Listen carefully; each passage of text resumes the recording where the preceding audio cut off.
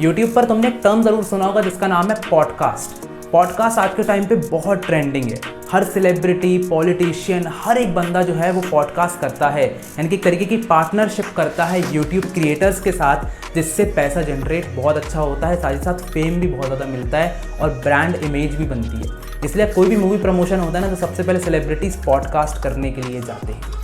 तो यहाँ पर क्या होता है कि जितना भी उस वीडियो से रेवेन्यू जनरेट होता है ना, वो दोनों के बीच में डिवाइड हो जाता है। पर यहाँ पर एक और केस है कि अगर वो वीडियो ख़राब बन जाती है, यानी कि पॉडकास्ट अच्छी नहीं हुई, तो दोनों की इमेज भी ख़राब होगी, लेकिन उसी के साथ साथ यहाँ पर जो है दोनों को लॉस भी बियर करना पड़ेगा, जैसे कि आदिपुरुष के क्रिएटर्स को करना पड़ा। तो जब भी हम लोग पार्टनरशिप की बात करते हैं तो यहाँ पर दो लोग मिलकर के एक बिजनेस क्रिएट करते हैं, और यहाँ पर जो होता है अगर प्रॉफिट होगा तो दोनों का होगा, लॉस होगा तो दोनों का होगा।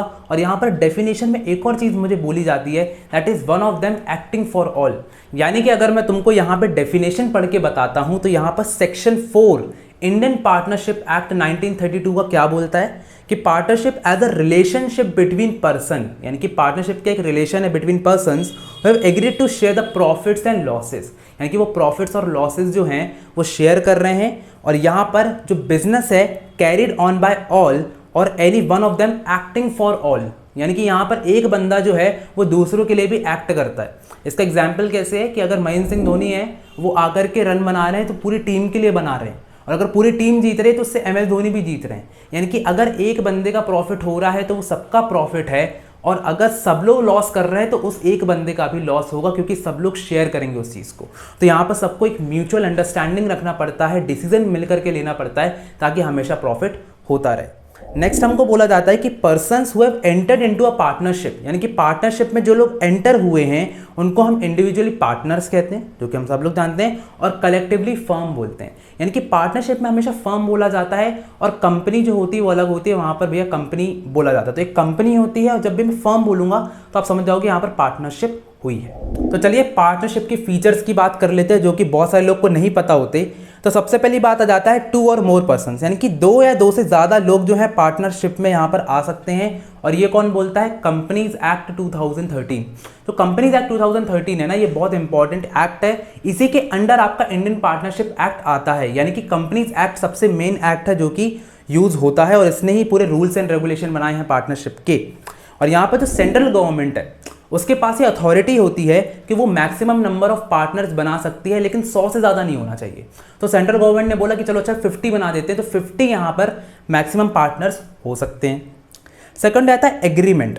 एग्रीमेंट जो होता है वो रिटन या फिर ओरल फॉर्म में हो सकता है, यानी कि या तो आप रिटन एग्रीमेंट कर लो या तो ओरल एग्रीमेंट कर लो। तो जो ओरल एग्रीमेंट होता है ना, वो मुंह से बोल करके हो जाता है कि मैंने आपको बोला कि भाई अपन लोग चलो बिजनेस स्टार्ट करते हैं, आधा मेरा आधा तुम्हारा। पर हुआ क्या कि ये जो ओरल एग्रीमेंट है इसकी कोई वैल्यू नहीं होती, क्योंकि अगर आप कोर्ट में जाते हो तो वो कहेंगे हाँ भाई क्या था, तो आप कैसे बोल के बताओगे, मतलब वो कहोगे उसने बोला था। तो बोलने का कोई भी यहाँ पर लॉजिक नहीं होता है। लेकिन अगर आप रिटन एग्रीमेंट करते हो तो रिटन एग्रीमेंट का बिल्कुल होता है, क्योंकि वो बिल्कुल वैलिड होता है, पेपर पर लिखी गई चीज़ हमेशा काम आती है। आगे बढ़ते तो बिजनेस आ जाता है, यानी कि आप ऐसा नहीं है कि पार्टनरशिप में आए तो आपने घर में कोई ज़मीन पड़ी थी, ज़मीन को बेच दिया, उससे 50-50% प्रॉफिट किया और कहा मैं पार्टनरशिप कर रहा हूँ, ऐसा नहीं है। अगर आपका रियल एस्टेट का बिजनेस है, आप रोज़ ज़मीन खरीदते हो, बेचते हो और फिर आप प्रॉफिट शेयर कर रहे हो, तो मैं बोलूँगा कि यहाँ पर आप पार्टनरशिप में हो, यानी कि बिजनेस का होना बहुत इंपॉर्टेंट है। Mutual agency.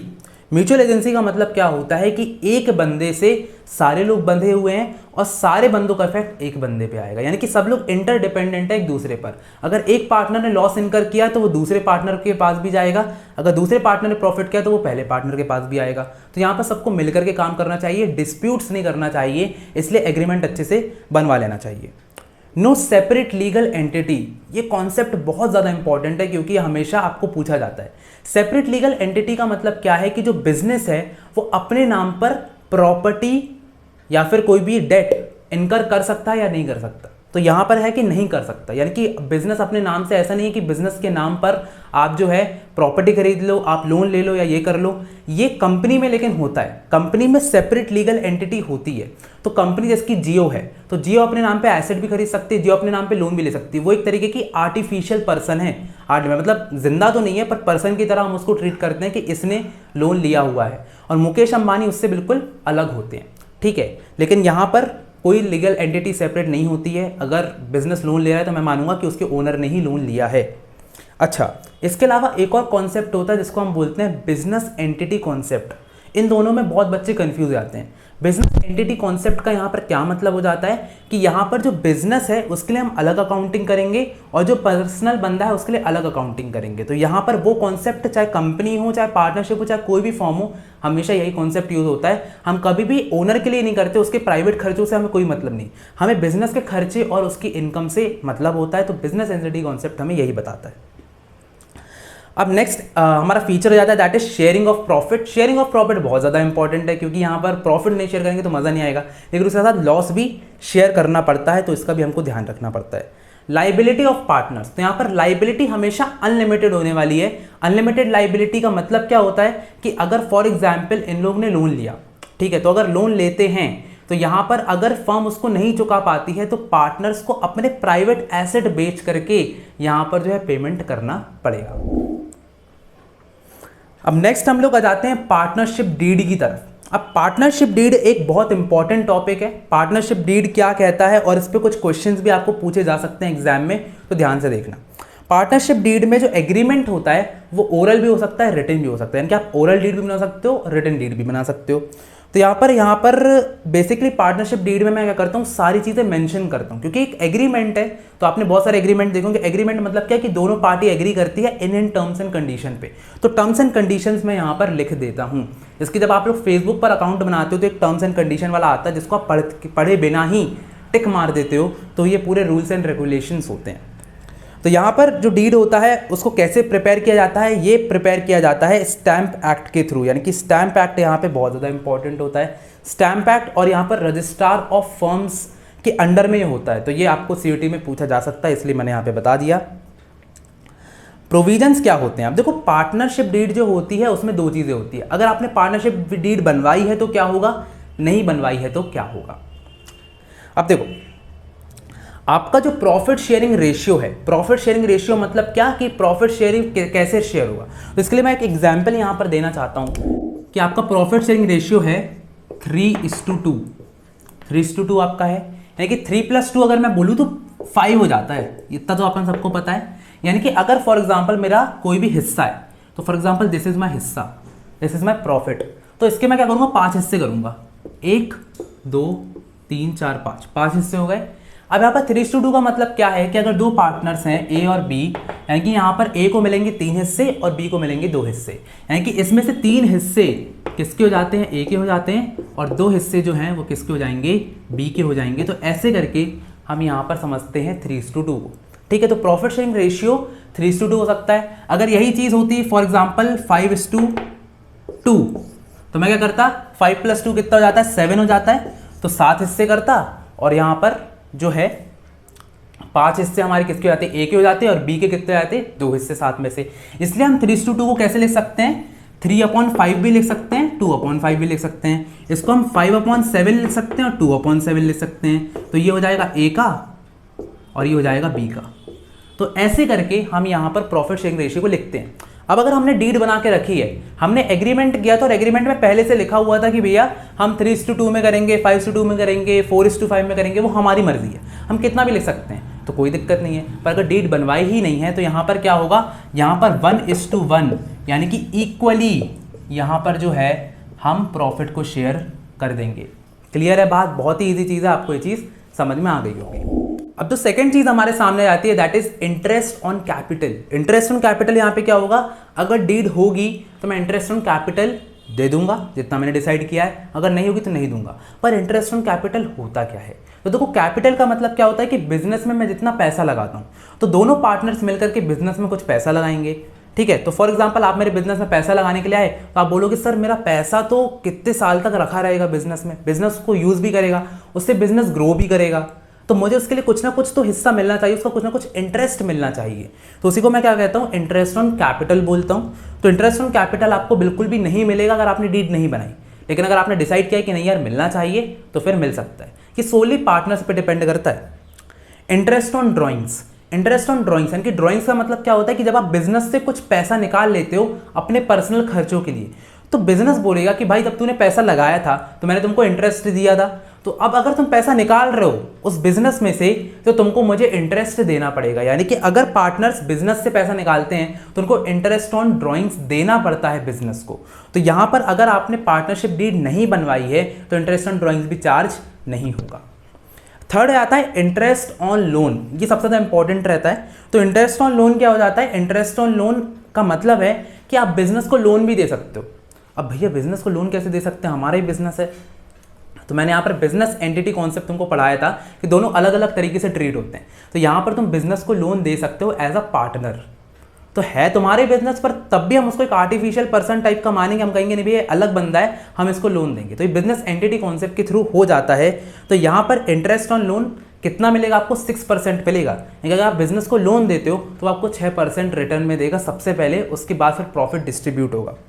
और अगर आप जो है डीड बनवा लेते हो, डीड आपने बनवाई है, तो फिर एज डिसाइडेड आपने जितना डिसाइड किया 12%, 13%, 18% आपकी मर्जी है। पर अगर नहीं है डीड तो 6% मिलेगा। रेम्यूनरेशन यानी कि जो सैलरी है वो आपको मिलनी चाहिए, नहीं मिलनी चाहिए। तो अगर डीड नहीं होगी तो नहीं मिलेगी, बनवा लोगे तो आपकी मर्जी, आप जितनी भी सैलरी रखो। ठीक है, तो यहाँ पर सैलरी, इंटरेस्ट ऑन कैपिटल और इंटरेस्ट ऑन ड्राइंग्स हमेशा नहीं मिलता है अगर डीड नहीं होती है। और जो इंटरेस्ट ऑन लोन है वो 6% और जो PSR होता है that is our profit sharing ratio, वो इक्वल होता है। ये चीज़ आपको याद रखना है, इस पे क्वेश्चंस आ जाते हैं। तो अब यहाँ पर हमारे पास जो है बहुत सारे क्वेश्चंस आ चुके हैं। मैं क्वेश्चंस आपको दिख रहे होंगे। तो यहाँ पर हैरी और गैरी है। तो हैरी पॉटर है, ठीक है, इसके साथ इसका एक दोस्त है और ये दोनों जो है पार्टनरशिप में आए हैं। तो यहाँ पर हम हैरी को दे रहे हैं कितना? 10,000 रुपये पर मंथ की सैलरी। गैरी को हम 10% नेट प्रॉफिट से कमीशन दे रहे हैं, कमीशन भी मिलता है। ठीक है, वही सैलरी के अंदर ही आता है रेम्यूनरेशन में। Interest will be allowed on capital that is 10% per annum. Interest on drawings हम कितना देंगे? 10% पर एनम। और यहाँ पर जो पार्टनर्स हैं, कोई भी नया पार्टनर जो है वो एडमिट नहीं हो सकता without the consent of both the partners. ठीक है, तो ये ने एग्री किया है। अब देखो यहाँ पर समझना कैसे है इसको, कि कैसे सॉल्व करेंगे इसको। यहाँ पर अगर आप फर्स्ट लाइन पढ़ते हो, Harry and Gary are partners in a firm, they have not entered into partnership deed but agreed on the following. यानी कि पार्टनरशिप डीड तो नहीं बनवाई है पर एग्री किया है। यानी कि ये एक ओरल एग्रीमेंट है, ये रिटर्न नहीं है। ओरल एग्रीमेंट इनने लेकिन बनवाया है, इनने एक दूसरे से बोला कि भाई ऐसा ऐसा होगा, इसलिए हमको टर्म्स एंड कंडीशन मिल रही हैं।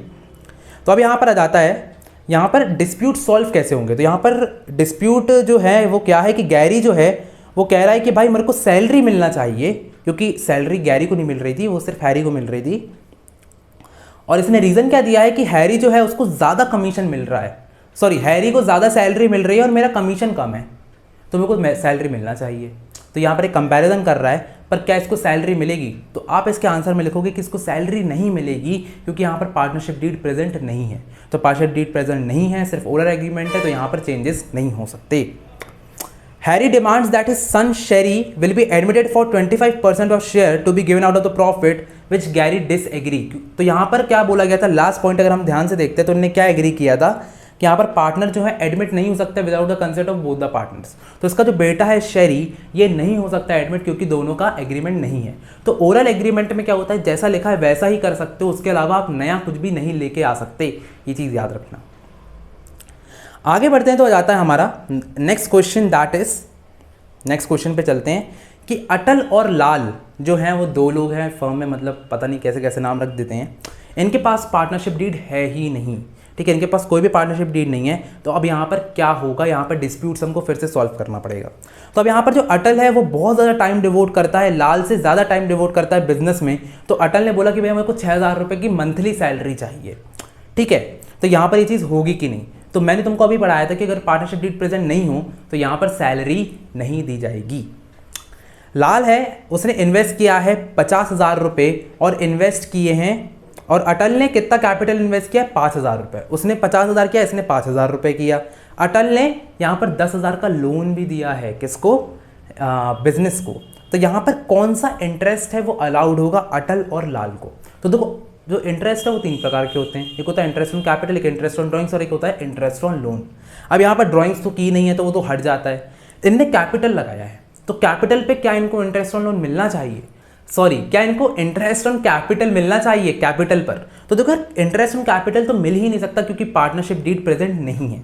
पर क्योंकि यहाँ पर 10,000 रुपये का लोन यहाँ पर दिया गया है तो उस पर इंटरेस्ट ऑन लोन जरूर मिलेगा, किसको, यहाँ पर अटल को मिल जाए, क्योंकि लोन हमेशा 6% मिलता है अगर पार्टनरशिप डीड ना हो तो।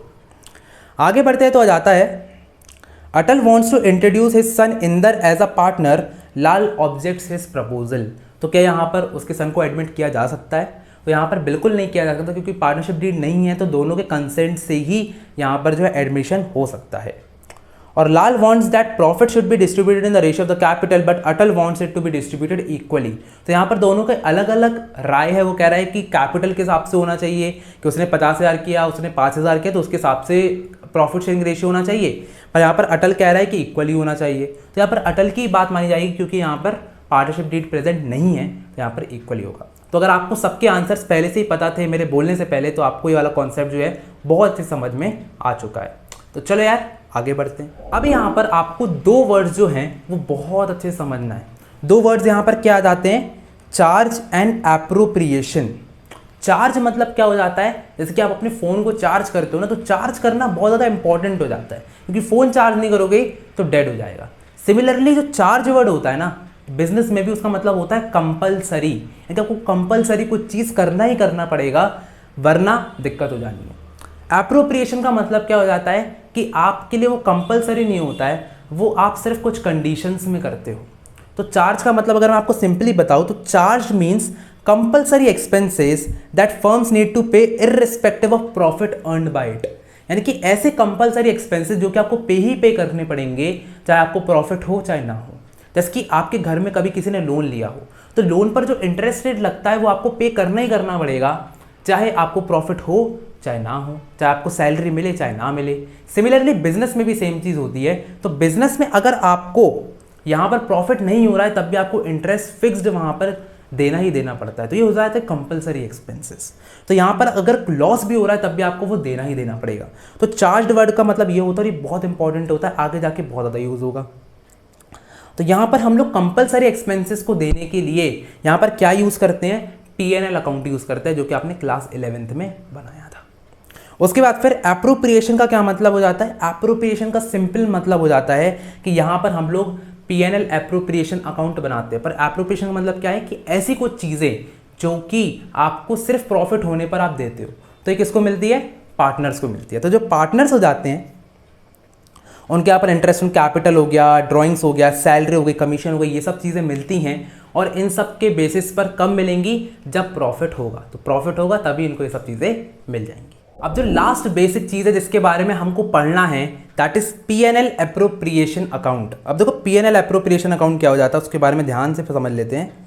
तो P&L एप्रोप्रिएशन अकाउंट आता है, वो एक्सटेंशन होता है P&L अकाउंट का। तो जितने भी एप्रोप्रिएशन वाली चीज़ें होती हैं ना, चाहे वो इंटरेस्ट ऑन कैपिटल हो, सैलरी हो, ड्राइंग्स हो, यानी कि वो सब चीज़ें जो कि डिवाइड होना है पार्टनर्स में, वो सब P&L एप्रोप्रिएशन अकाउंट में हम डालेंगे। यानी कि P&L अकाउंट का ही एक्सटेंशन है। अब होता क्या था कि जब हम लोग 11th क्लास में पढ़ाई कर रहे थे, तो वहाँ पर P&L अकाउंट हम लोग बनाते थे और उसका डायरेक्टली बैलेंस शीट बना देते थे, तो वहाँ पर कोई दिक्कत नहीं जाती थी। पर वहाँ पर ऐसा क्यों हो रहा था, समझना बात को, क्योंकि वहाँ पर सिर्फ एक बंदा था, वहाँ पर प्रॉफिट डिस्ट्रीब्यूट नहीं करना पड़ता था। पर यहाँ पर क्योंकि हमको प्रॉफिट को डिस्ट्रीब्यूट करना है, हमको यहाँ पर सारे एक्सपेंसेस को माइनस करना है, सारे इनकम्स को लेकर के आना है, तो यहाँ पर फर्म एक P&L एप्रोप्रिएशन अकाउंट बनाएगी, जिसके थ्रू यहाँ पर जो है प्रॉफिट को डिवाइड किया जाएगा। इसके बाद पार्टनर का कैपिटल अकाउंट बनाया जाएगा, जिसमें उसकी जितने भी फालतू की और चीज़ें उसको और डिवाइड किया जाएगा। उसके बाद फिर लास्टली हम लोग यहाँ पर जो है बैलेंस शीट बनाते हैं, तो यहाँ पर तीनों चीज़ें हो जाती हैं, तो आपको आगे जा कर के समझ में आता जाएगा। तो यहाँ पर P&L एप्रोप्रिएशन अकाउंट एक बहुत ही इंपॉर्टेंट चीज़ है, ये आपको पूरे जो साल भर है परेशान करने वाली है, तो इसको अच्छे से अपन पढ़ाई करेंगे ताकि दिक्कत ना जाए। एक बार जल्दी से इसका फॉर्मेट देख लेते हैं। तो अगर मैं फॉर्मेट पे जाता हूँ तो यहाँ पर इंटरेस्ट ऑन पार्टनर्स कैपिटल हो गया, आपको सैलरी हो गया, आपका कमीशन हो गया, आपका करंट ईयर का प्रॉफिट है तो बाद में निकलेगा। पर अगर मैं देखता हूँ तो P&L अकाउंट का बैलेंस भी यहाँ पर आता है। तो अगर P&L अकाउंट में कोई बैलेंस है तो यहाँ पर आ जाएगा। अगर हम इंटरेस्ट ऑन पार्टनर्स ड्राइंग्स की बात करें तो वो क्रेडिट साइड पर है। देखो समझना बात को, ये जो अकाउंट है ना, इसको मैं ध्यान से और से समझाऊंगा, पर एक छोटी सी चीज़ समझ लो कि यहाँ पर डेबिट और क्रेडिट है। तो यहाँ पर अगर मैं इसको फर्म के हिसाब से बना रहा हूँ, देखो उसको फर्म के हिसाब से सोचना, तो फर्म के लिए अगर जो ड्राइंग्स है, अगर पार्टनर ने ड्राइंग निकाली तो वो इंटरेस्ट फर्म को देगा। तो अगर इंटरेस्ट दे रहा है तो यहाँ पर फर्म के लिए वो एक इनकम है, तो फर्म के यहाँ पर क्रेडिट हो जाएगी। और यहाँ पर फर्म को जो है इंटरेस्ट ऑन कैपिटल हो गया, सैलरी हो गया, कमीशन हो गया, सब देना पड़ता है किसको, पार्टनर्स को। इसलिए यहाँ पर वो डेबिट साइड पर हैं, तो हमारा जो प्रॉफिट है वो यहाँ पर आ जाएगा, यहाँ पर आपके डेबिट साइड पर टू प्रॉफिट पार्टनर्स कैपिटल के नाम से जो कि प्रॉफिट होता है। और अगर आपका लॉस आता है तो हम लोग बोल सकते हैं by loss on partners capital account, तो यहाँ पर हम लोग उसको ऐसे लिख सकते हैं। और ऐसे करके आज हम पूरे के पूरे बेसिक्स को ख़त्म कर देते हैं। सर यहाँ पर हमने एक ईजी वे में पूरी की पूरी पार्टनरशिप की जो बेसिक्स है उसको कवर कर लिया है। नेक्स्ट वीडियो में हम लोग देखेंगे कि इंटरेस्ट ऑन कैपिटल कैसे काम करता है, इंटरेस्ट ऑन लोन कैसे काम करता है, एंड ऐसे करके हम सारे जो वीडियोस है वो सीरीज में लेकर आते रहेंगे ताकि आपकी हेल्प होती रहे। तो अगर वीडियो पसंद आई हो तो लाइक करो, सब्सक्राइब करो, कमेंट करो और ज़्यादा से ज़्यादा शेयर करो ताकि सबकी हेल्प होती रहे। एंड मिलते हैं अगली वीडियो में, तब तक के लिए ऑल द बेस्ट।